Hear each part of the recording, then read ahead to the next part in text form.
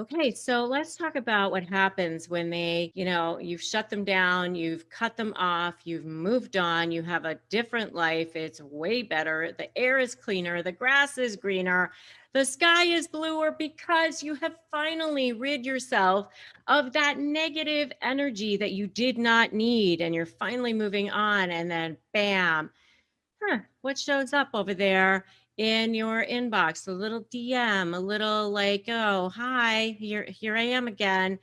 And you're like, oh, this is what happens when you go, you know what? Delete. No, thank you. Block. I'm moving on. I'm not interested anymore. So, what's going on their end of things? What's happening over there? They're sitting in their room and no DM back, no bites on the little fish. They sent out that fishing line. They were hoping for a little nibble on the bait, and nothing. Nothing's going on over there. So, what are they doing? So, the first thing that they're going to want to do is what I call the heat. They're going to turn up the efforts. They're going to flood you. Now, suddenly, there's going to be tons and tons of text messages. Maybe they're going to show up at your house. They'll show up at your office. They'll send you things. Maybe, all of a sudden you get flowers or something shows up at your house. They're just going to turn up the heat, flood you, do that much more to let you know that they're still around, that you can't refuse that Hoover, that you can't shut them down, that they're going to penetrate you no matter what. So they'll turn up the efforts and really, really try to make it hard for you to continue to block them and say no and have your boundaries. That's the first thing. I call it the heat. Number two, I call the workaround.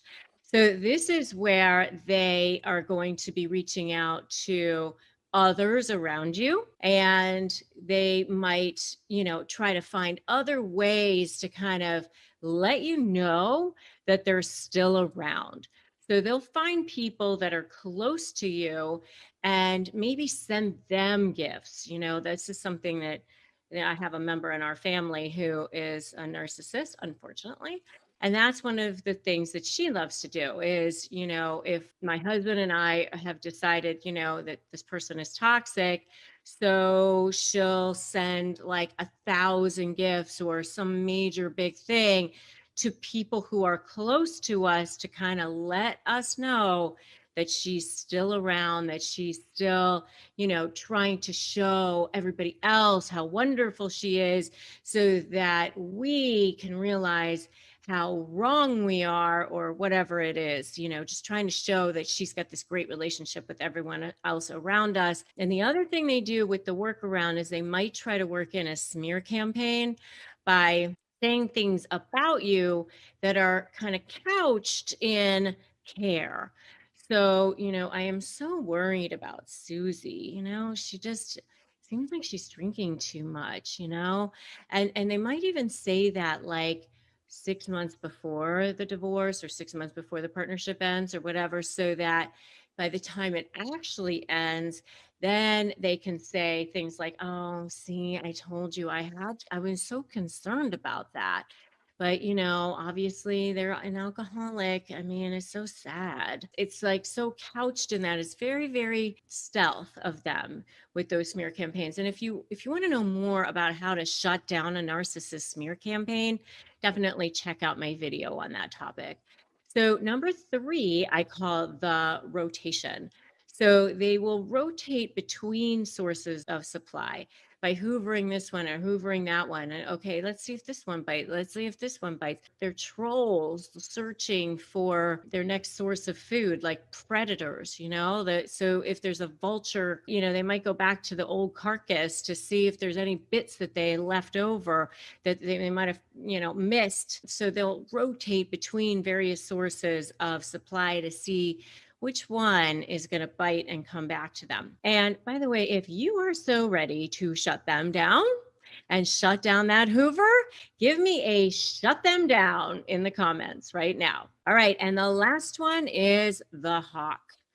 The hawk is that they'll just keep on checking in on you, even if they don't DM you, even if they don't send you things, they'll be watching. I mean, they'll come back and they'll be checking up. oh, how are they doing? What's going on? Are they with a different company now? Have they partnered with somebody else? Are they in a new romantic relationship? Do they have a new set of friends? You know, whatever the relationship was that you had, they're going to be looking at your social media. They're going to be checking in with people around you. They're going to be kind of skulking around to see what you're up to, because, you know, you never know if you might end up being a good source of supply to them. At least that's what they think in their minds. So those are the 4 things that happens to the narcissist if you refuse the Hoover. I call it the heat, the workaround, the rotation, and the hawk. So if you have seen any others, just comment them below and let me know. And if you like this video, give it a like and give it a share. And if you want to join my free private Facebook group, you can definitely do that at Narcissist Negotiators with Rebecca Zung. And you can also get my free Crush My Negotiation Prep worksheet at winmynegotiation.com too. So I am so glad that you stopped by and that you checked out this video. If you haven't subscribed to my channel, you can do that now if you'd like. Subscribe, hit that notification bell. And I'm so glad that you're here. Remember, today is a great day to start negotiating your best life. Always, wherever you are, is the jumping off point. It is never too late. You only fail if you stop trying. Now, let's talk about what's going on with narcissistic hoovering and those 5 signs of hoovering. So what is hoovering anyway? So hoovering is, it's either you've already gone into the discard phase of the narcissistic relationship, which is kind of like the end of a narcissistic relationship, or sometimes, you know, the discard can be starting like long before you're actually discarded, or you've discarded them. But you're into this phase of the relationship, and yet here they come back again. Here they, you know, it may be like it's been a year since you've heard from this person, and out of the blue you get a text from this person.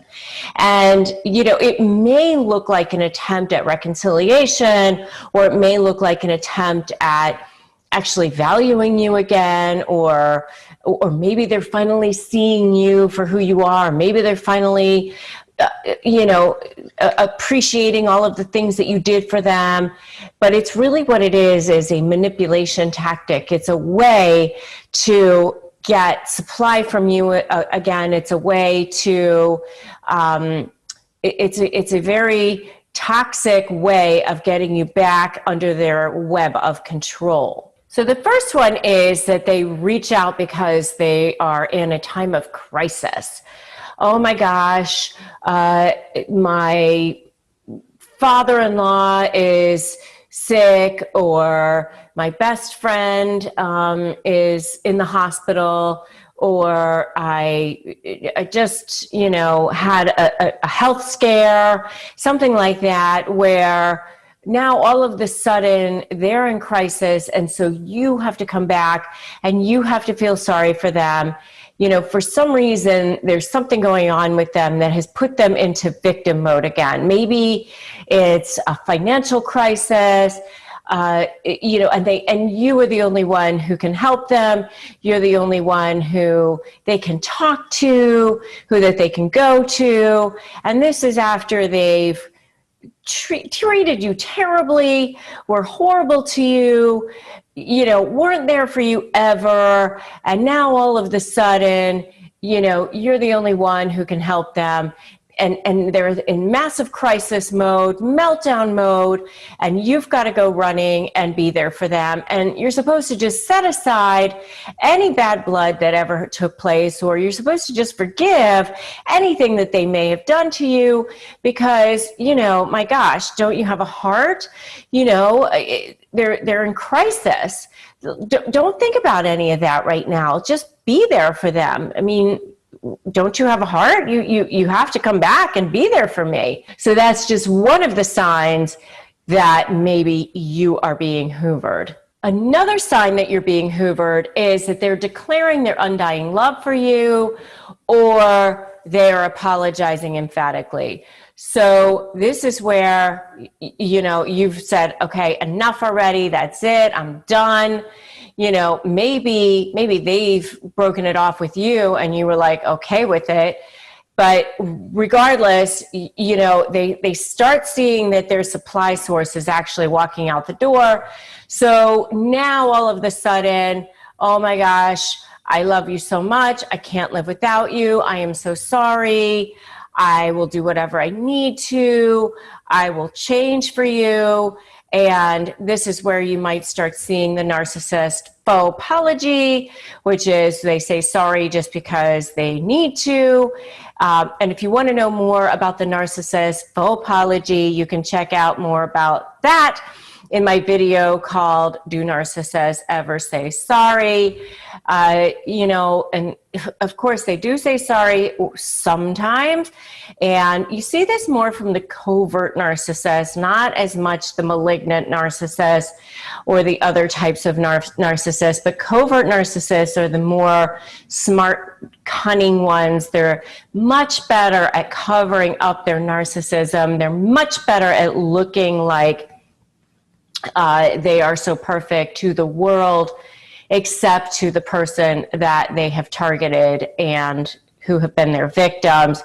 I know because the couple of narcissists that I had to deal with in my own life were both covert narcissists. And if you want to know more about covert narcissists, check out my video on the covert passive-aggressive narcissist.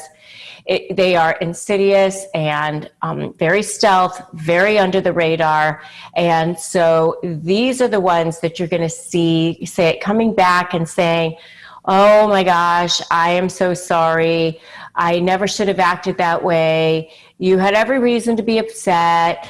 And on and on and on. But then, of course, once they apologize and they get you back into their web of control and you're back where they want you to be, then whatever it is that they promised, whatever it is that they said they weren't going to do or were going to do, that just flies right out the window and you're supposed to forget about that. And then when you bring it up, now you're just being difficult, you are being disrespectful, you're just bringing up the past, you're just trying to make it, you know, bring up stuff and be overly toxic toward them, when all you were doing was saying, hey, how come you didn't fulfill your promise to begin with? I mean, it's so messed up with that. But that's another sign, which is of hoovering, which is that you start seeing you know, them running back to you, declaring undying love, and maybe even apologizing. So the third thing that you'll see is these random texts, these random gifts, and you know, these can happen. You know, I was talking about this a little bit in the introduction to this video, but these can happen like even long after you've no longer been in contact with them. Suddenly, out of the blue, you get a text message like, oh, watching our favorite movie, thinking of you, or something like that. Or I just had our favorite dinner, wish you were here, you would have loved it. Or maybe out of the blue, you'll get a birthday gift, something just shows up at your door and suddenly your heart stops. You think, oh my God. I know I was hearing a lot of stories about this at the beginning of COVID, where people who thought that they had finally gotten that narcissist out of their lives, now suddenly a basket shows up at their house thinking of you. Here's masks and hand sanitizer and you know, something like that. Like, and this is the kind of thing that narcissists are so good at, because if you go to tell somebody in the outside world, hey, this person just left a basket at my door, and they're like, oh, what was it? Was it a dead rabbit? Oh no, it was hand sanitizer and face masks, and you know, and you think, well, what's wrong with that? That sounds pretty nice. But you know, as the person who has dealt with narcissism, and I know this is something that I had to deal with, it's like, that's not what it's supposed to be meaning. It's supposed to be like a warning sign almost to you, or it's a way to suck you back into their web of control and becoming that source of supply to them again. And so like this chill goes through your body and you think, oh my God, I definitely do not want to hear from this person ever again. I definitely don't want this stuff from you. Please just go away. Please just get out, get away from me. Or sometimes it's like cruel in a way because it took you so long to get over this person, and it took you so long to finally not be thinking about them anymore. And then boom, there they are, showing up again, showing up in your text messages, or showing up through an email or something like that. And that is another form of hoovering. And if you have seen this, or if you've been a victim of hoovering, give me an OMG yes in the comments. And the next way that you know that you're being a victim of hoovering, or that you've been a victim of hoovering, is that you start seeing them showing up in random places. So, you know, all of a sudden, there they are at the grocery store that you always shop at, or you start seeing them at the gym that you go to, or at the yoga studio that you go to. And it's like so random, but not random. Like, oh, there you are. I didn't know that you shopped over here. You live on the other side of town. I remember that actually happened to my husband by his ex-girlfriend like 20-something years ago, back when we were first starting to date. And his ex-girlfriend would just be like showing up at the most crazy random places, like where he would be studying for the bar, and she would show up at this library that he randomly decided to go to that wasn't even near either of their houses. Like, oh, hi, just happened to be here, you know, something like that. And again, like that chill goes through your body, like, oh my God, there they are again. Or the other thing, the other way that they start randomly showing up is that they start becoming friends with your friends, or friends with your acquaintances.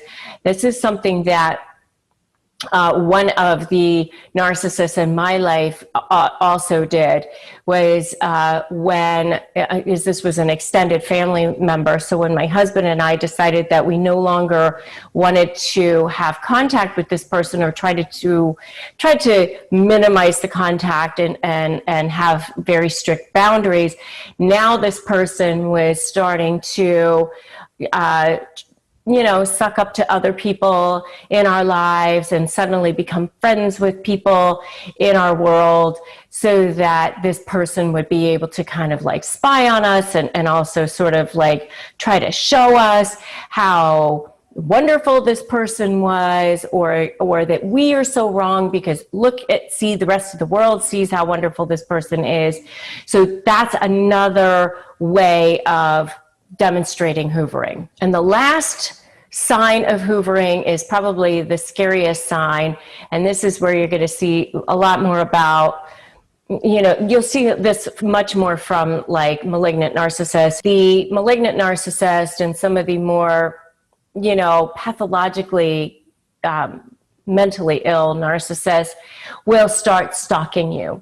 And yes, showing up randomly at the grocery store and saying hello is one thing, but really stalking you and really, you know, doing things that they know are not, where they're not going to get caught, but you know that it's from them.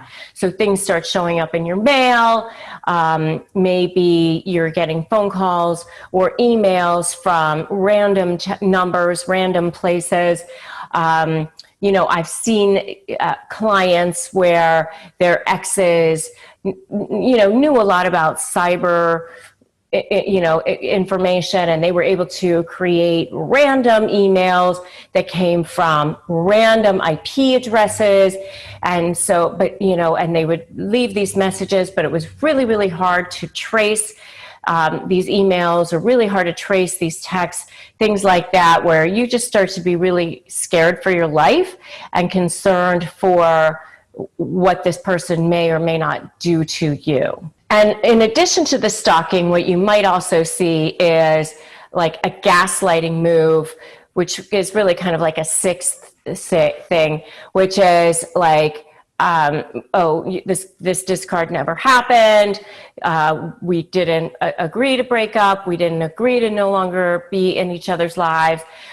One of the like more bizarre things that I've seen with narcissists is that you've had this horrible breakup, and then they come back and they start making comments on your social media or other people's social media where something's been posted about you, and they say, oh, you know, this is so great and you're so wonderful, and they just act like that thing that happened between you or the long history of things that happened to you never happened. So it's kind of like a gaslighting of the discard phase.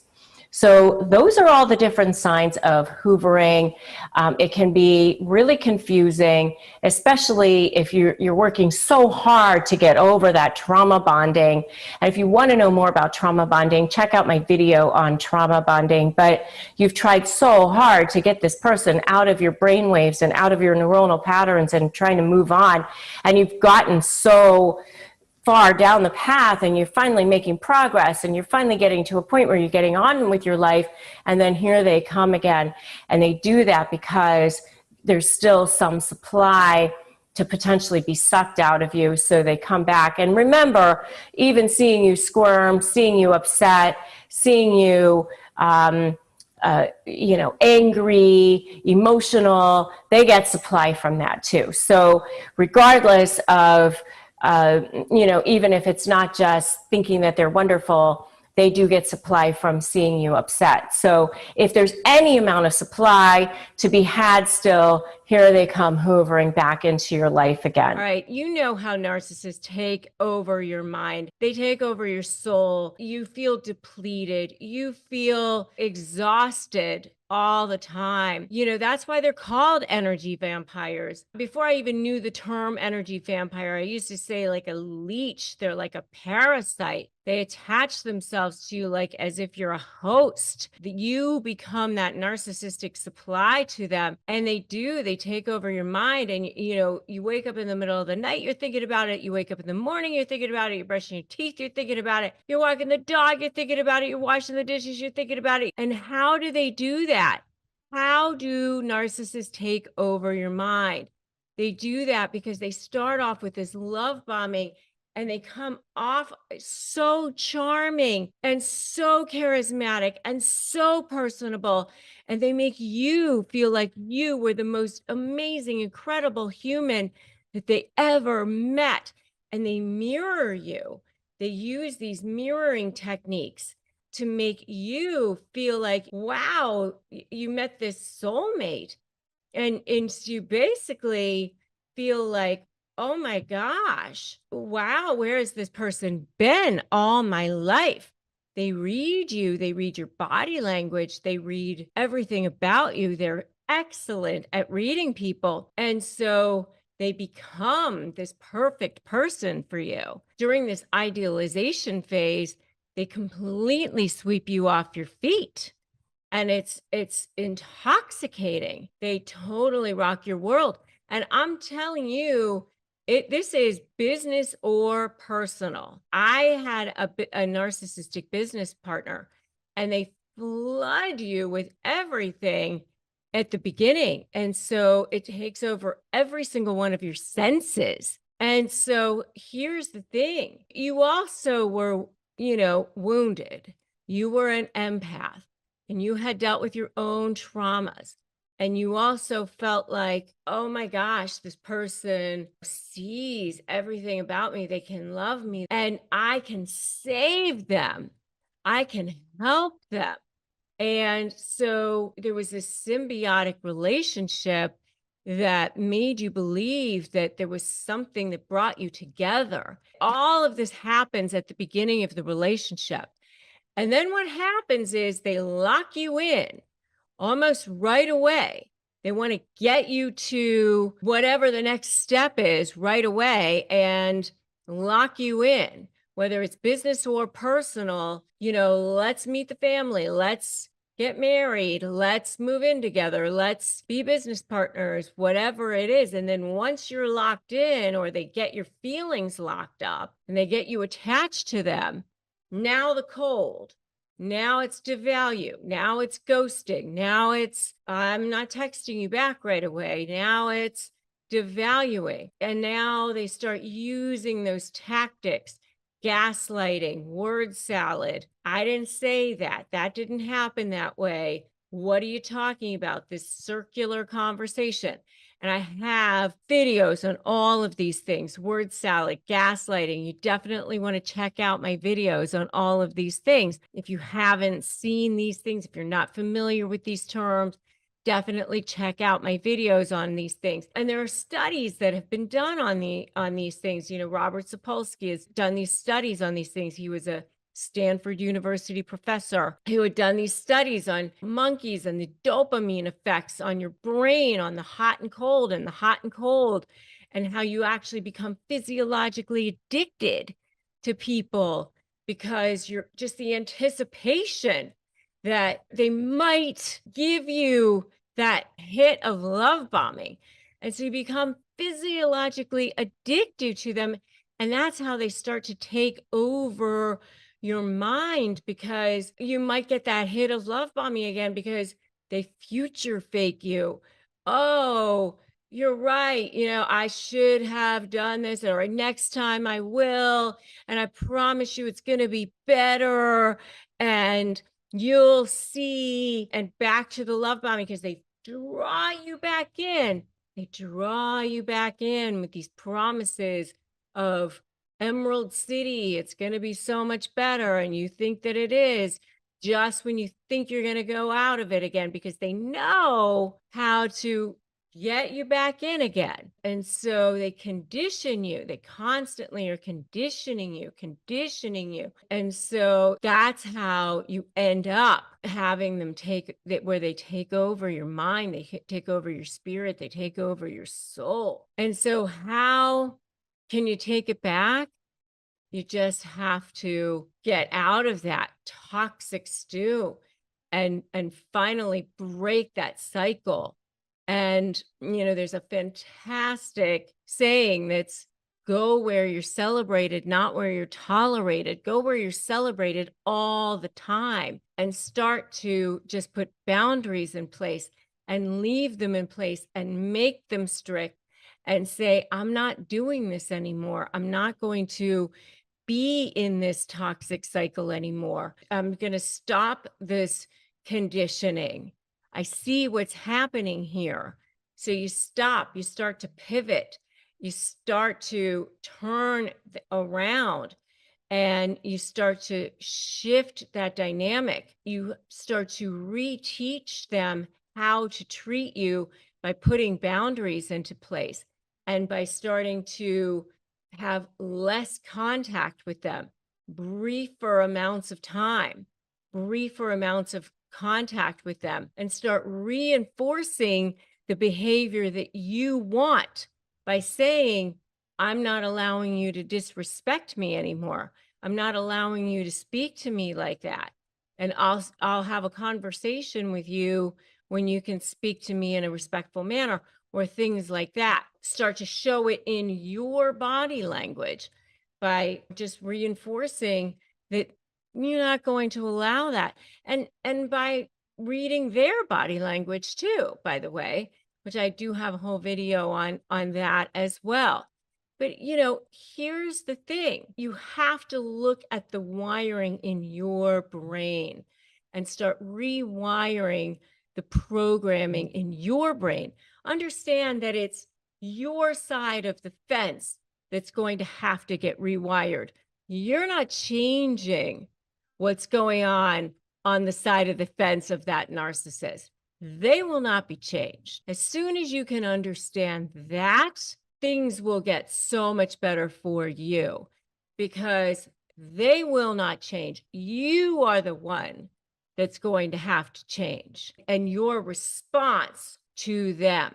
The faster that you can understand that they're not regular, reasonable people, and they're not going to act like regular, reasonable people because they're not regular, reasonable people. And so don't expect them to act like regular, reasonable people. And the faster that you can understand that, the faster that you can help yourself and protect yourself. And so just start to work on your side of the fence, start taking care of yourself, start protecting yourself. I have a whole video on self-care.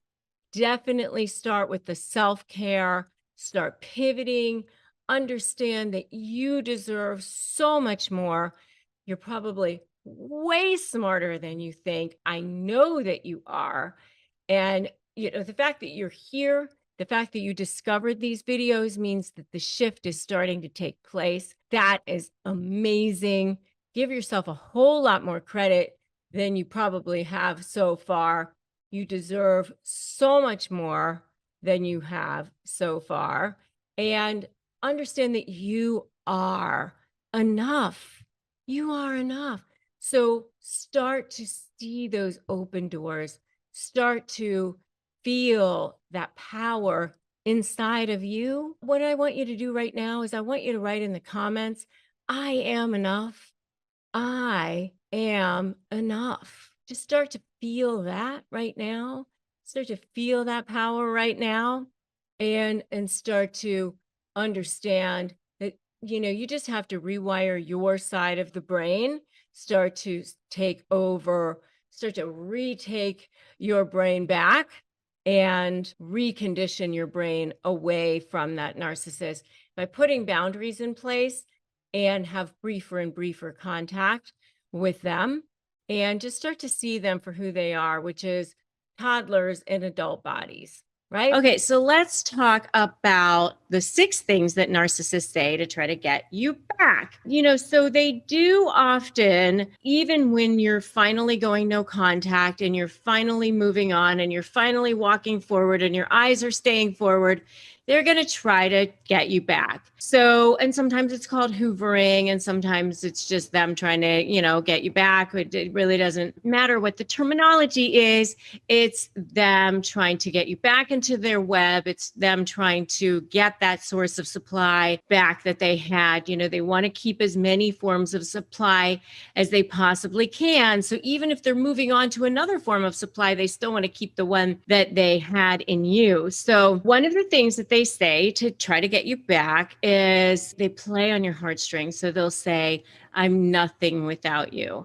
And they love to say things like that when they're hoovering or even love bombing or whatever, because it really, really plays on your heartstrings, like, oh, they really finally appreciate me. He or she really finally is coming to the light. They're seeing the value. They're seeing all the things I did for them. And this is like one of the most wicked and evil things that they say, honestly, because they don't think that. I mean, in some ways they do. It's kind of a paradox with narcissists because they are extremely controlling, but they're also very codependent and they do need you.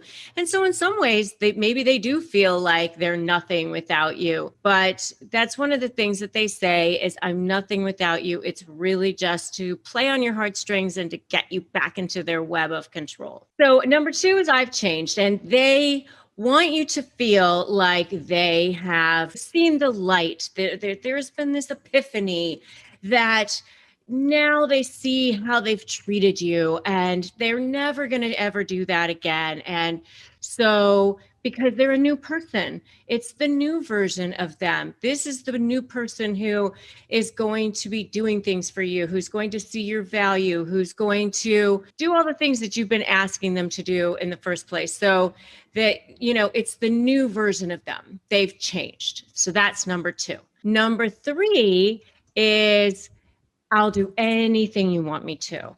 So, now's the time that they're finally going to go to therapy if that's what you wanted them to do. Now's the time that they're going to go and be with your family if that's what you wanted them to do. If it's a business situation, now they're going to start taking up the slack and taking care of the things that they were supposed to be doing in the first place and weren't. It's almost like, okay, I'll do anything to keep you. And you know, they're really great at future faking, which is another video that I have, which you might want to check out. And they're also big fat liars. You know that they're manipulative and they're liars. They lie about everything, even things they don't even need to lie about, even things that are readily verifiable. So you can't believe what's coming out of their mouth. And if you do know that they're big fat liars, give me a liars in the comments right now so that you will remember that that's what they are. Okay, so number 4 is things will be different. You know, this is kind of part of the whole future faking thing too. You know, I've changed, I'll do anything you want me to. Things will be different. Going forward, it's not going to look like it was. You will see, I will be the person. So it's all part of that future faking. So that's something else that they say. And the next one, number 5, is I just want to be friends. I mean, why can't we just be friends? And that is not what they want. What they want is what they want. So they want you to be a full-on source of supply, and they want to be able to control you.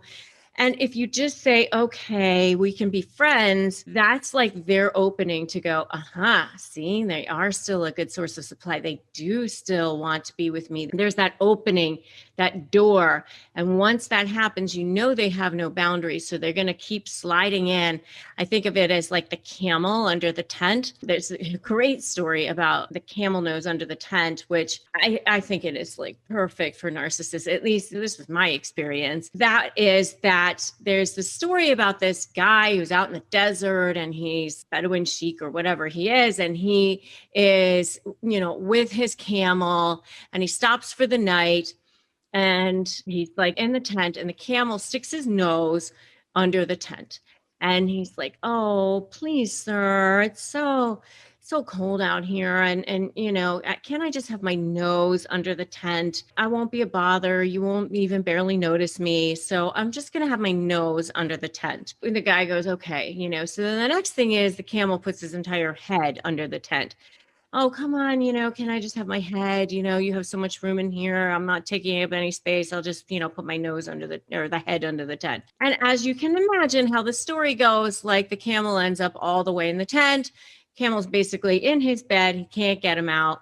And kind of like that, you know, so even if they say, oh, I just want to be friends, it's sort of like that nose under the tent to like edge their way back into making you miserable. So that's number 5. So be aware of that one. And the last one is any meaningless open door to conversation, just like a DM in your inbox and your Instagram all of a sudden, hey, or something like that, or how are you, or whatever. It's like maybe even nothing. Maybe it's just, I like donuts or something like that. They're just, you know, a random meaningless kind of chat or text or something will just appear either on your phone or somewhere. And you are like, oh, what is this? You know, and it's just like, it's like a little like hook. It's like they're fishing. They just sent the hook out and they see if you're going to bite on it.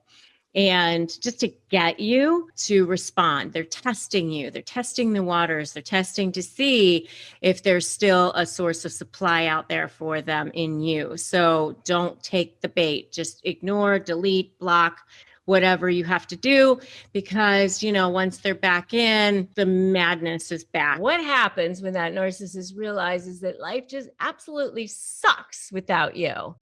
It's the best, first of all. So here's the thing. Here's the total paradox that I've had to deal with narcissists in my real life, not just in my law practice. Yes, I've had to deal with them in my law practice. I've had a lot of them as clients, as opposing counsel, as judges, as opposing clients, even as employees sometimes. Not too many of those, thank goodness. But, you know, I've had to deal with them. But the worst ones that I've had to deal with have been a couple of covert narcissists that have actually targeted me. And not fun, let me tell you. Not fun, the worst. Here's what I call the narcissist paradox. The narcissist paradox is that they treat you like crap the entire time. And then they don't want you to leave. They're actually shocked when you leave. They're desperate for you to stay.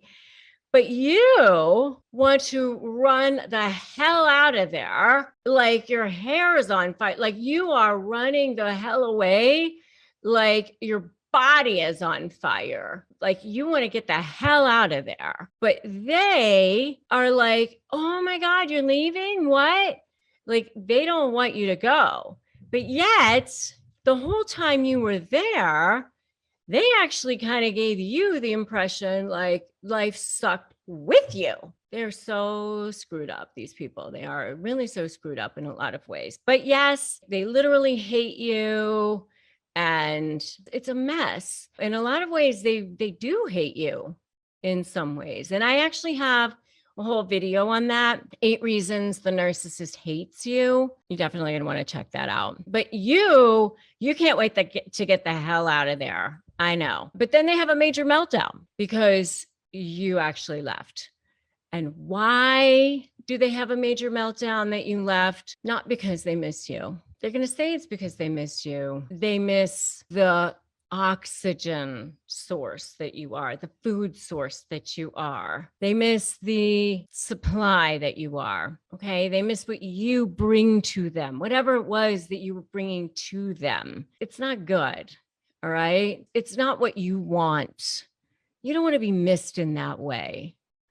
They were using you. I can't say it in any nicer way. I mean, the truth of the matter is they were using you for whatever it is they were using you for. And I mean, as a supply source. So yeah, they're desperate. They're desperate to get you back. They're desperate to get whatever supply source back that you were to them because they were using you. So they were using you for money, sex, maybe it was company, maybe it was you loving them in some way, but it was not because of you. They do have a desperate, massive fear of abandonment, and they will go through stages, rage, anger. They definitely took you for granted. And they really did think you would stick around. And they really do see things in black and white. And they really will want to go after you.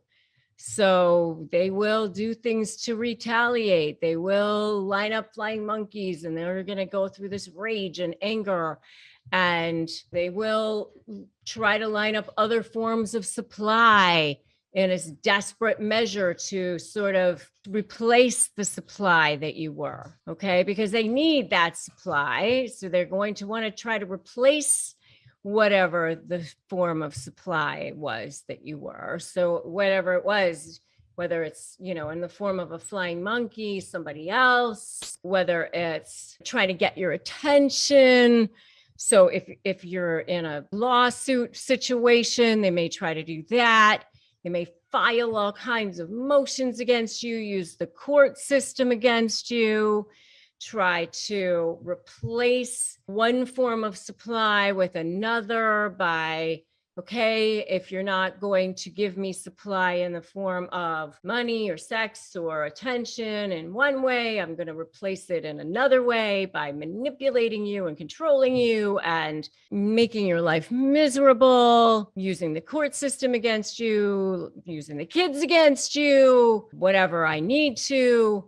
Maybe I'll try to make you feel guilty. Maybe I will love bomb you, flood you. If they realize you're not coming back, then they will start to struggle. They will start to be, you know, come undone. They may really have a crisis of self because they don't have a sense of self. They may start to stalk you. I mean, depending on how malignant they are. They may start to stalk you. There may be violence. There may be threats of violence, but they're not going to have remorse if they're a real narcissist. They're not going to have remorse for you. You know, they may be watching you. I mean, they're super creepy. And if you think that is so creepy, put so creepy in the comments. And they may begrudgingly move on to another form of supply if they have to, which is what you want. You want them to slime on down the road. You need them to do that because if they're not true narcissists, they're not going to be rehabilitated. At least that what you have to come to terms with. You have to come to terms with you're not getting closure. They're not going to come back to you and say, I'm sorry. And you're not going to get that. I didn't appreciate you enough. I took you for granted. I'm sorry. You're not going to get that. Oh, let's stay friends. None of that's going to happen. So just forget about all of that. The closure you're going to get is you found out that this person was not a good person. Good for you. Move on and find somebody who can appreciate you and heal yourself, become whole and complete so that you don't repeat the pattern for the next time, and let that person be who they are. Otherwise, you just have to know that they're going to figure out, that they're going to have to get a different form of supply. And, they'll probably keep watching you. They'll keep comparing. They'll figure out, oh, is that person, do they have a better form of supply? How are they doing? Am I doing better than they are or not? Because they don't have a sense of self, but you can heal yourself. And the best thing that you can do is move on and forget about them. Hopefully you'll no longer care. They don't have that sense of self. So they'll keep watching and they'll keep comparing and they'll keep stewing. Let them do that. You forget about them, right? Don't look back. Like that old Boston song, Don't Look Back. Yeah. That's what you want to do. And that's my best advice to you. Seriously, I have done it myself and it is seriously the best. All right, so today we're tackling a really interesting topic, which is why narcissists need a target. And more importantly, how can you opt out of being their target? So let's dive into, first of all, why narcissists need a target. So narcissists are often seen as self-centered, egotistical, and yes, they definitely are all of those things. But at their core, they need attention. They need admiration. They need validation. All of that is below the surface of the arrogance or need to control, all of that. At their core, they're just deeply insecure people. They have the most pain, the most shame, and they can even become emotionally unstable. And they're extremely dependent on external sources of validation to make them feel good about themselves. Remember, they have a fragile sense of self-worth, and they rely on others to boost their ego, which is where you come in, right? Without that constant admiration and affirmation from others, their self-image can crumble. And this is where the target is critical for them. You're basically the drug for a drug addict, and they can't validate themselves because they feel totally and completely empty inside. They feel there's a black hole. So they rely on others to feed their ego, and the target is someone that they can manipulate and use to bolster their sense of superiority and importance. The target becomes the narcissist's emotional punching bag and also their source of admiration. And that's why you never know where you stand with these people.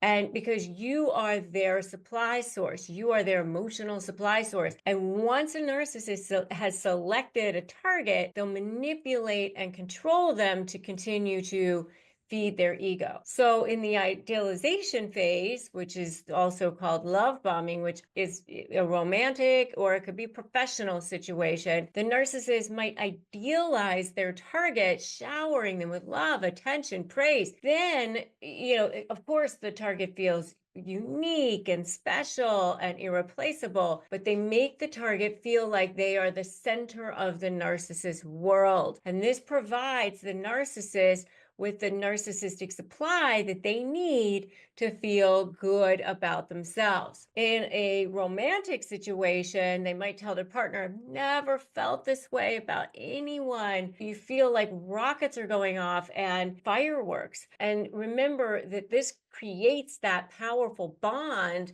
between the target and the narcissist. And especially if you have your own sense of trauma, your own, shame wounds that you're trying to heal, you think, oh, I can fix this person, or I can help this person, or this person really needs me, or this person is going to heal me and help me, and all of the things. I'm going to finally feel loved and worthy.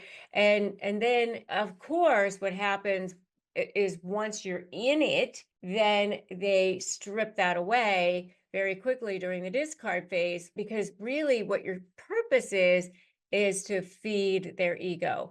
It's to be that value source for them. And that's why they attach themselves to you, because you have so much value and they want that for themselves. And so everything happens after, when the devaluing phase is in place, because now you're dealing with their emotional manipulation, their mind games. They do all of this to undermine your self-esteem and your confidence, because that allows them to maintain control over you. After the idealization phase, they inevitably go into devaluing their target. And that's all part of the manipulation cycle, where the narcissist constantly shifts the target perception and makes them tries to make them feel worthless or unworthy of the narcissist's attention. This cycle creates a chaotic emotional experience for the target, where they're often emotionally confused and unsure of their worth. So if you're in a relationship with a narcissist, they probably showered you with love and affection, making you feel like they're the one true love. But then once they secured your emotional attachment, they begin to critique you, belittle your achievements, and make you think you're not as good as you are, or you're just lucky I'm still putting up with you, or I'm the only one who can. It's meant to break you down emotionally and keep you in a state of dependency and insecurity, which makes it harder for you to break free. So when a narcissist is trying to get you back, it could be a number of different scenarios. I mean, it could be that they're just trying to get you back and just trying to get your attention back. It could be just get you back on track. It could be that you're actually broken up and they're trying to get you back, actually get you back. I mean, so it could be a number of different ways, or they think that you're slipping away. They're just trying to get your focus back on them. So, I mean, get you back is sort of a number of different ways, but it could be any sort of thing. But the idea is that they're afraid that they're losing you, or maybe they have lost you. The whole idea is that they're not really focusing on you. So it could be any number of things that they're thinking of, but the whole idea is they're seeing their supply source slipping away. And that's the thing that you really need to be thinking about. It's not so much that they are worried about you as they are about their supply source going out the door. And by the way, I'm Rebecca Zung. I am an attorney. I'm a narcissist negotiation expert. The reason why I focus on this stuff is because when you are in negotiations with them, it's so important to understand how they're thinking, because you got to build your strategy. You got to build all of your tactics around how they're thinking, or you're totally going to be sunk. And if you haven't subscribed to this channel yet, you're definitely going to want to do that. Subscribe, hit that notification bell, because I give you real tips and resources and tactics so that you can shift from being on the constant feeling of being on the defensive to being on the offensive for a change. What happens is when you are on the outs or whatever, and they're trying to get you back, they'll say whatever they need to preserve that supply source. So they just go into desperation mode. They might go into their fauxpology. I call it a fauxpology because it's totally fake. I have a whole video, by the way, on what does a narcissist really mean when they say they're sorry. And you can check that out. So they may say sorry, but do they really mean they're sorry? I don't think so. And if they do say sorry, It's only because they're trying to say whatever they need to get you back into being their source of supply. So they may even say, I'll do anything. I'll do whatever you want. They may even say, I love you, or we're meant to be. No one loves you like I do. Or, you know, that we're supposed to be together, or, you know, we're perfect for each other. And they'll say things that they know are the things that you love to hear a lot of the times, because remember, they're very good at reading people. So remember that this is the person that was able to love bomb their way into your life in the first place. And I don't mean love bombing just in a romantic sense, because remember, this is a person who was able to work their wiles into whatever kind of relationship you've got. They know they were able to charm their way into that situation, whatever it was, whether it's a business relationship or a personal relationship. I mean, they've been able to charm their way into that situation. So they'll say whatever they need to say to get you back on track. So I'll change, or it'll never happen again, or whatever they'll need to say. So let's just focus on the future. Let's just move on. You know, that's one of their favorite things to do, is future fake. So they don't want to focus on the past. They hate doing that. The thing that they love to do the most is just move on to the next thing. Let's just focus on the future. It'll all be different. You'll see going forward, it'll all be different. A lot of times, what they'll do to get you back is grand gestures and, you know, kind of love bomb you all over again too.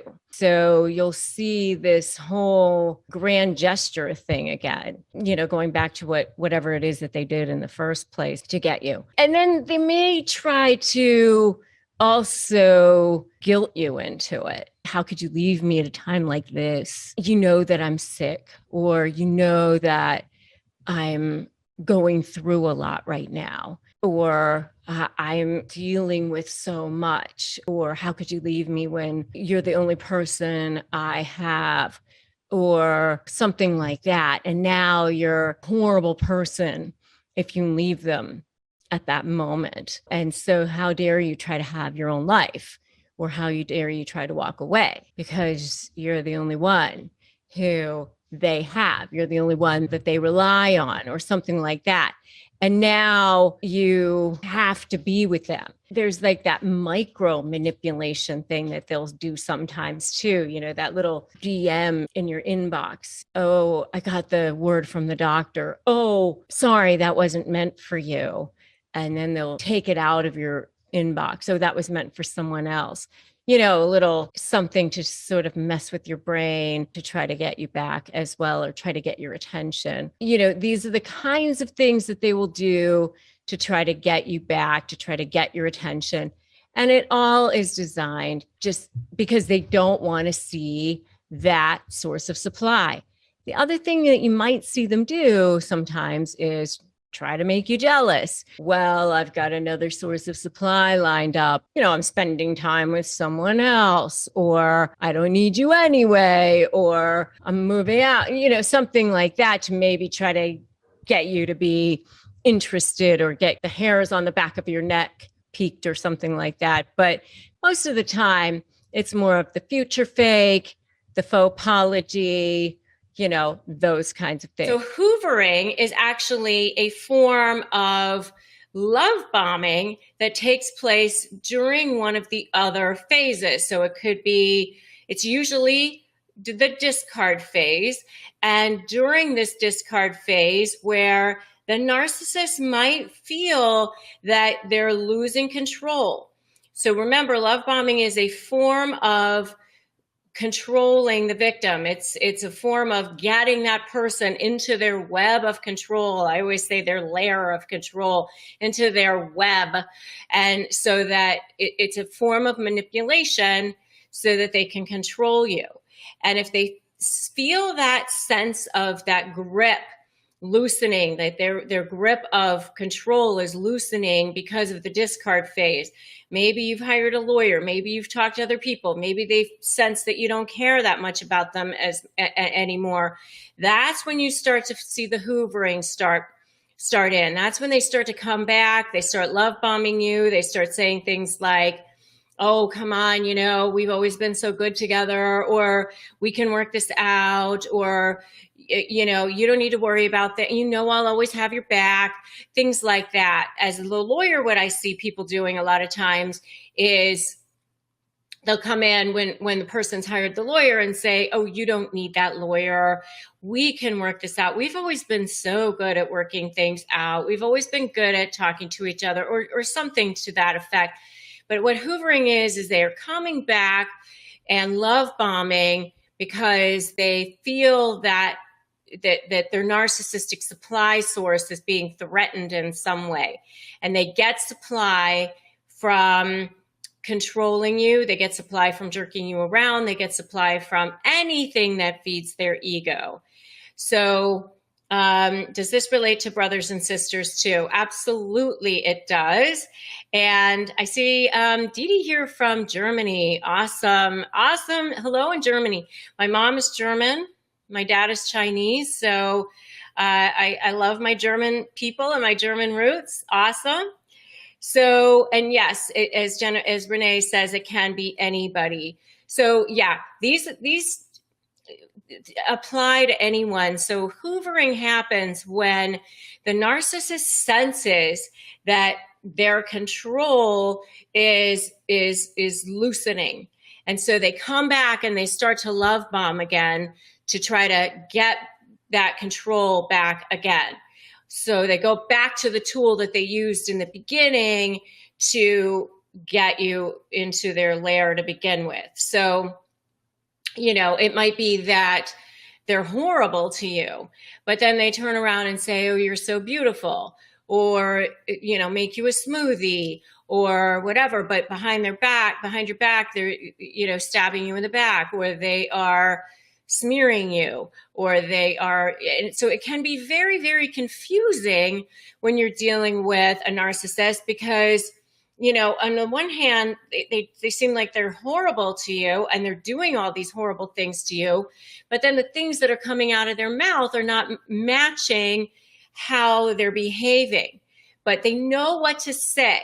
Narcissists are great at manipulating. They've spent thousands and thousands of hours honing their skills of manipulation.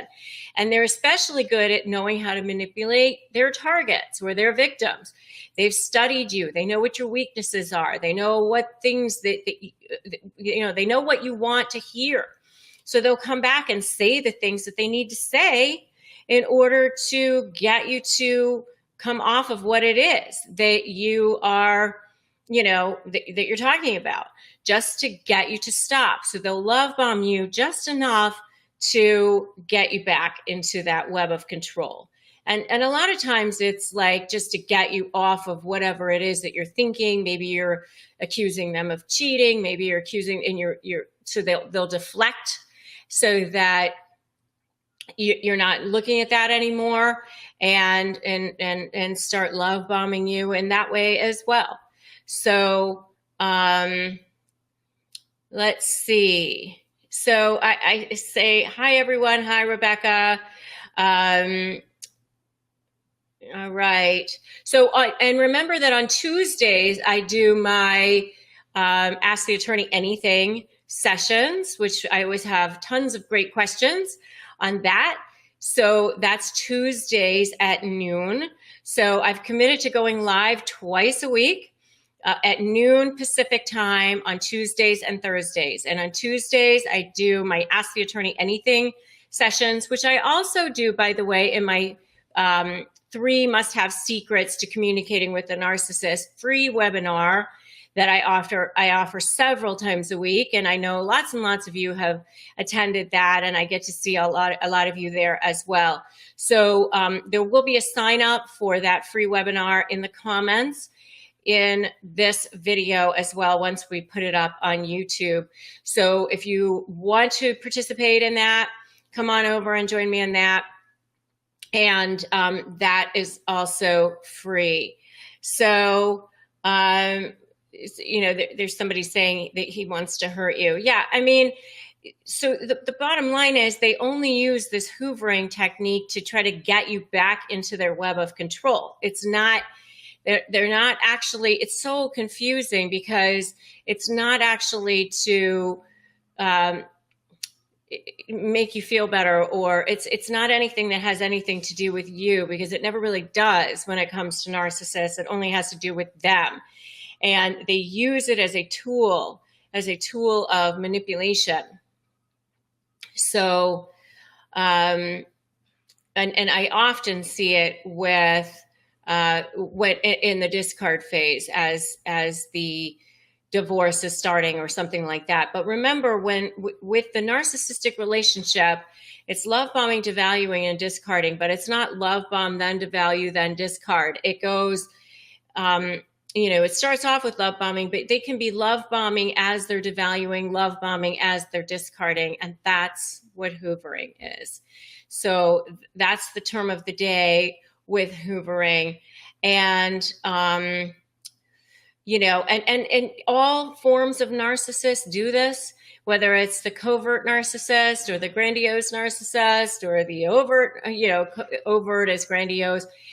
Or the malignant narcissist, they all use this tool of hoovering in order to get the person that they have targeted to not look at their bad behavior and only be back into being a form of supply for them, because that's what you serve for them, is giving them a source of narcissistic supply. Remember, supply is anything that feeds their ego. It could be normal things that feed people's egos, such as money and compliments and those sorts of things. But what narcissists need is an endless amount of other supply too, which is devaluing people and discarding people and debasing people, making people feel bad, jerking them around. So remember that when you're going to negotiate with a narcissist, you are not coming from the same place. You, reasonable person, are looking for a reasonable outcome. Narcissist person is looking to feed their ego. So if jerking you around helps to feed their ego, then they will continue to do that for as long as they need to. And that's why it's really, really hard to settle cases with narcissists. And that's why I created my slave program, which I know a lot of you have participated in as well. Because if you've never heard that narcissism is not something someone's born with, it is created in childhood. It is the result of repeated trauma. And what Rebecca is explaining to you, and this piece of it is critical, that the trauma during childhood, emotional neglect, physical abuse, whatever the trauma may be, it causes arrested development in the part of the brain that is responsible for someone's emotions. Yes. And what does that Yes. mean? That means that while their prefrontal cortex or their thinking part of the brain is like fully functioning, their emotional part of the brain is lagging. That's why somebody who has a narcissistic personality has so little emotional control. And when you start to understand, oh, wait a minute, the thinking part of the brain goes forward, but the emotional one literally stops. If you've ever dealt with somebody who's narcissistic, I bet they spin on a dime. I bet all of a sudden they can rage at you. I bet all of a sudden they're like irrational. And when I started to realize in my own brain, oh, wait a minute, this is something that a narcissistic person has no control over. This is why they're so unpredictable. This is why they're immature. This is why they can say such mean things and be like, I never said that. It has to do with the delay in the emotional development while the thinking part of the brain is proceeding. And this is really important for you to understand, because this is not your fault. Yes. There is nothing you can do to change this. And getting yourself all wrapped around the axle because you got somebody in your life that tantrums at you like some 8-year-old, This is part of how the brain developed because of the, you heard the word again, arrested development in the limbic system. And this was critical for Rebecca to learn so that she could navigate the courtroom, so that she could be a savvy negotiator, so that she could get into the courtroom or into the deposition and win, because she knows she's dealing with somebody who's super sharp in the mind, but ridiculously immature in the emotions. And this is so life-changing for you to wrap your brain around, because this has nothing to do with you. And later, I promise you, Rebecca Zung is going to teach you her 4-step proven approach to negotiating with somebody that has narcissism and still winning. She's also going to give you the phrases that she likes to say that really disarm somebody with this kind of arrested development. And when we come back from a short word from our sponsors, you better be here, because I'm going to be here with Rebecca. And you know what we're talking about? We're talking about this phenomenon called blindness that happens when you have narcissism. And this is also part of how a person's brain develops during early childhood. And I can't wait for you to hear this. So stay with us. Welcome back. It's your friend Mel Robbins. I am so thrilled that you're still here, because we are with Rebecca Zung. She is one of the world's highest ranked attorneys, the U.S. Okay, I'm just so excited. I'm now starting to inflate her credentials. But the bottom line is she's a badass. And she's here teaching you and I about narcissism and what she's learned as a lawyer and in research and writing 3 different books on the topic about understanding how narcissism is developed as a result of childhood trauma. And I want to recap what you've already learned, because this is going to empower you. So you've already learned that narcissists are not born, they are made, and they are the result of childhood trauma. And I'm going to repeat this part, because this is a game changer when you understand this. Due to childhood trauma, somebody with narcissistic tendencies or full-blown narcissism, what happens is the thinking part of the brain, the prefrontal cortex, it keeps on going and developing. But the limbic system, the emotional controls, has this arrested development, which is why when you're dealing with somebody that has narcissistic tendencies, they can seem super irrational or emotionally immature or like crazy selfish, like a 6-year-old who doesn't want to share their toys and then erupts in something. And then you're like, what is going on? And then somehow you feel like you're the problem. And so, Rebecca, I want to continue right in this thread. And I want to flip the script a little bit. Let's, as you're listening, I want you to think about somebody in your life that you're dealing with that either has narcissistic tendencies or is a full-blown narcissist. Maybe it's your mom or dad. Maybe it's your ex. Maybe it's a friend. Maybe it's a boss. Maybe it's a kid. Somebody in your life that really fits the description that you're starting to fully grasp. Good. You got that person? Great. Now I want you to take that person. Let's just say it's your dad. And let's shrink your dad down and imagine who's just a little kid who is experiencing a traumatic situation in their house, whether it's emotional abuse, it's physical abuse, it's abandonment, it's loneliness, it's like whatever it may be, that is their reality. And so can you explain what's going on for that little 8-year-old kid that's exposed to this, Rebecca, and how narcissism develops? So for children who are dealing with this continuously in households where there's a lot of stress, where there's a lot of trauma, and they're exposed to this on a continuous basis, while the prefrontal cortex part of the brain continues to develop, the part of the brain responsible for judgment or other, thinking, planning, that continue to develop. And so during the rest of their lives as adults, they appear to be functioning normally. There's actually a disconnect between the development between that part of the brain and the limbic system part of their brains. And so while they are, functioning normally in one part of their lives, and now something might happen, some sort of trigger, some sort of stimuli has caused them to feel like they need to be back into survival mode. And that stimuli can be anything. And most times it's not necessarily rational or reasonable to most people, but it is to them. And it can be anything. It can be nonverbal or it could be verbal. It can be a nonverbal cue, such as an eye roll or a stance, or it could be a tone of voice. I always say narcissists hear tones like dogs hear whistles, but there's no tone, but they hear tone. So, it could be anything, but they get triggered. That thing triggers them.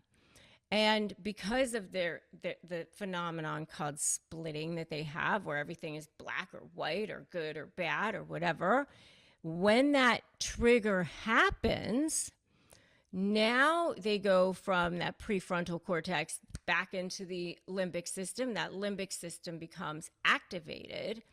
And now you're dealing with that limbic system, or they are dealing with that limbic system. And that emotionally charged state is what is taking over now at that point. And that is now that front part of their brain is no longer in charge anymore.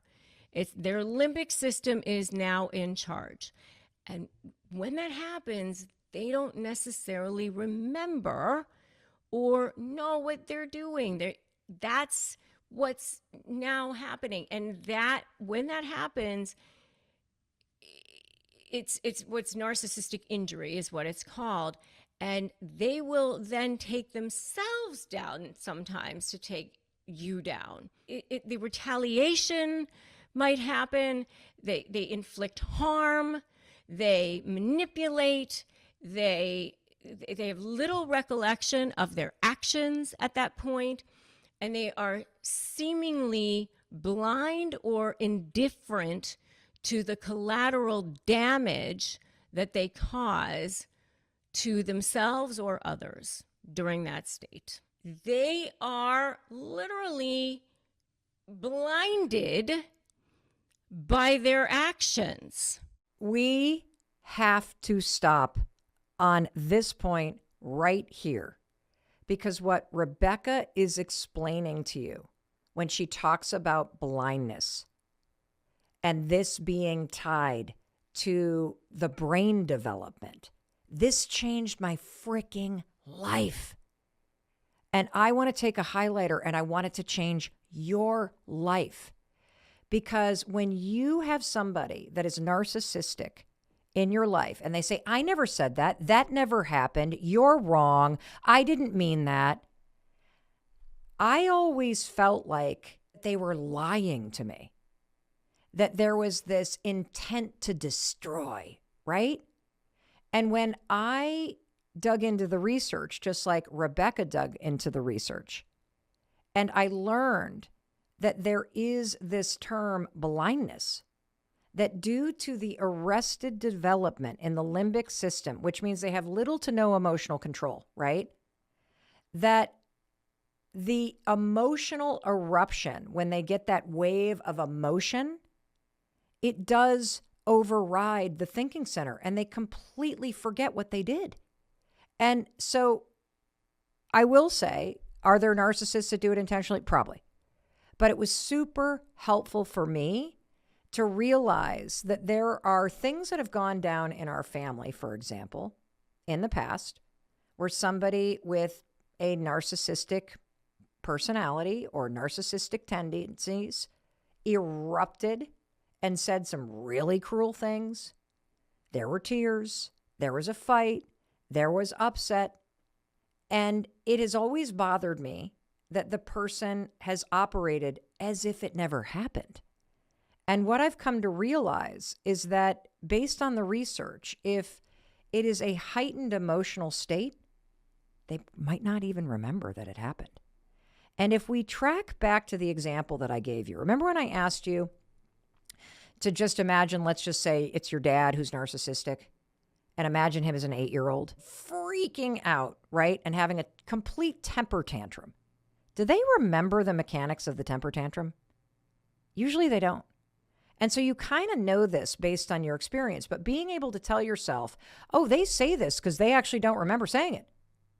Yeah, they may be a sociopath dickhead too, but there's also this kind of, again, spectrum where because somebody is so emotionally immature and they get so triggered so fast and then they erupt with emotion and then they forget that they actually said it. And one of the things that I love about this is, we have had a number of the world's most renowned experts on this show. And one of my favorite things that I have ever learned about narcissism, I have learned from Dr. Ramani Diversala, who, by the way, is coming up for a 2-part series because she has a new book out about healing after you've been sucked into a narcissistic relationship.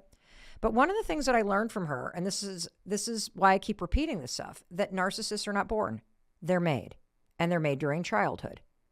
And what I loved about that is that it allowed me to kind of feel sorry for a narcissist.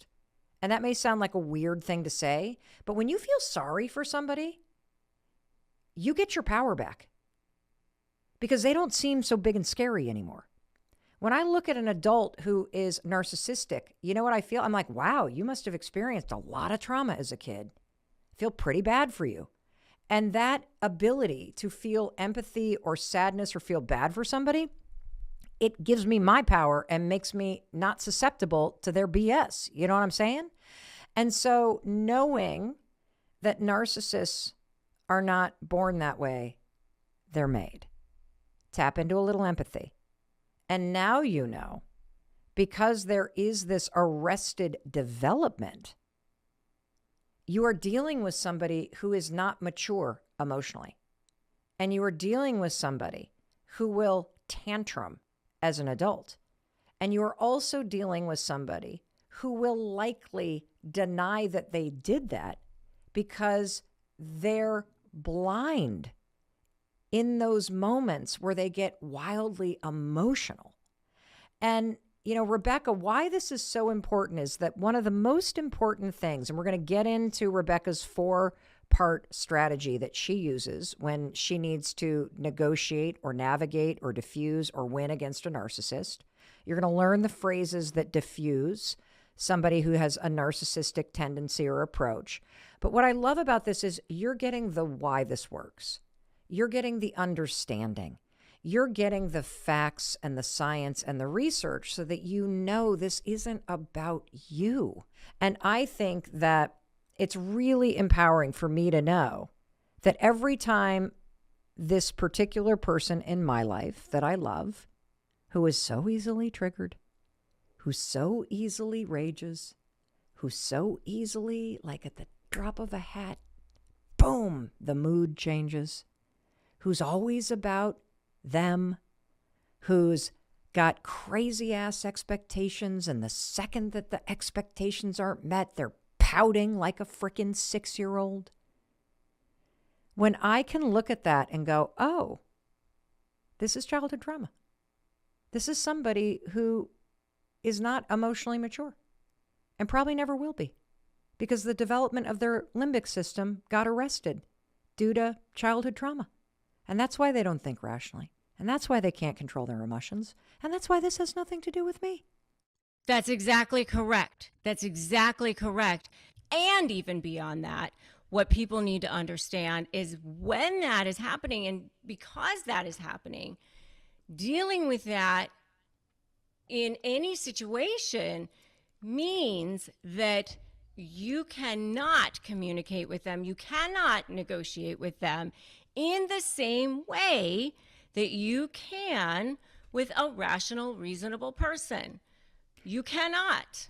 Well, Rebecca, I love that you said that because we're both parents.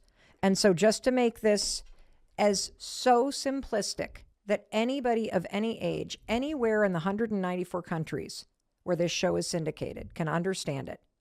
Just like you cannot negotiate something with a 8-year-old The same way that you would negotiate with a fully functioning adult, you need to put someone who's got narcissistic tendencies into the camp of negotiating with an 8-year-old, because you're not dealing with a fully functioning, rational human being with fully developed emotional centers in the brain and the ability to regulate themselves or even understand what they're doing. Is that correct? Yes. And I would even say an 8-year-old who's having a tantrum. Okay. I love that. How did knowing that help you? Oh, I so much so. So much so. Because you once you learn this, then you first of all you can stop taking it personally. Second of all, you can once you learn that you can stand in your own power and they're actually way more afraid of you than you are of them. I mean, are they afraid? Do they feel fear? Like you start to feel like this person's such a cold piece of shit that you wonder, do they even feel fear? Do they not? I mean, they're afraid that you're going to leave them. They're afraid of abandonment. They're afraid you're going to expose them. They're very fear-based individuals. I mean, they're afraid you're going to figure out that it's all a big ruse, that none of what they're doing is, that you actually have more value than they do. The next step is knowing that once you stand in your authentic power, that they can't touch you because they prey upon people who don't have that. They prey upon people who have leaky boundaries. They prey upon people who are, they're going to be able to suck that supply from because that's what it is that they need. You use that term leaky boundaries. What are leaky boundaries? Give us an example of what a leaky boundary would look like. Leaky boundaries is when instead of stopping somebody from doing something, we allow something to happen that we probably shouldn't. So, for example, we don't speak up when we should. So, I can say for me, like in my business, I saw some things happening with money, for example, and I didn't say something, and I should have. Sometimes maybe you allow things to happen, and it's just like things happen in relationships where you shouldn't, and you don't speak up. You're just allowing things to happen when you shouldn't. And it's an emotional response to trauma, and it allows you to be open and vulnerable to situations, especially with narcissists, that allows them to come in and take control. I feel so empowered, don't you? Now that you really understand the brain and the development and the emotional aspect of this, and that it's not your fault. And now that we got that, okay, we're armed with the knowledge, everybody. I want to pivot, Rebecca, and talk about this concept that you have researched extensively called narcissistic supply, because this concept also changed my life. And so based on your research, can you explain to the person listening, what does narcissistic supply mean? And we have to really put a lot of emphasis on this as you're listening. And here's why. Because you have to understand narcissistic supply in order to truly follow Rebecca's 4-point strategy and in order to use the tactics to win. And it has to do with narcissistic supply, okay? This is paramount to you understanding and being able to effectively deal with narcissism, negotiate with a narcissist, stay grounded in your power, and not get sucked in to this supply and demand loop that Rebecca is just about to explain to you. So, Rebecca, give us the 101 on narcissistic supply and why it matters. It's anything that feeds their ego. Because ego is the only thing that they feel is, they're very steeped in ego. So, it's the only thing that motivates them. It's what fills them and gives them a feeling of value. So for me, I say there's kind of two levels of narcissistic supply. It's that diamond level supply and what I call coal level supply. And there's two tiers. To me, it's tiered. And it's important for people to understand that when they go to create leverage. This diamond level supply is all wrapped up in image. So it could be celebrities, it could be money, it could be a new girlfriend, it could be a judge in the courtroom, it could be their employers, it could be the employees, it could be a new Could it be the outfit they're wearing, the car they're driving? It could be the label of the outfit. It could be what bank they're banking with. But it's all wrapped up in image. It's all wrapped up in what I call the window dressing of the world. But they will protect and defend the diamond level supply at any cost, even at the cost of their children. Even at the cost of their children. And I have seen it. Period. End of story. And then there's what I call coal level supply, which is also very, very important to them.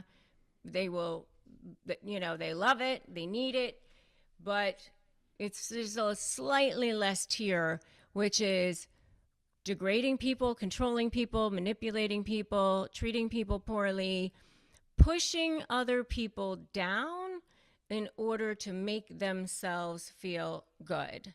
So passive aggressiveness, little comments, that dress is very becoming on you for your figure, things like that. One of the things that I've seen a lot, because I feel like I've mostly come in contact with people that do the coal level supply, that insult other people, manipulate other people, is this concept of triangulation.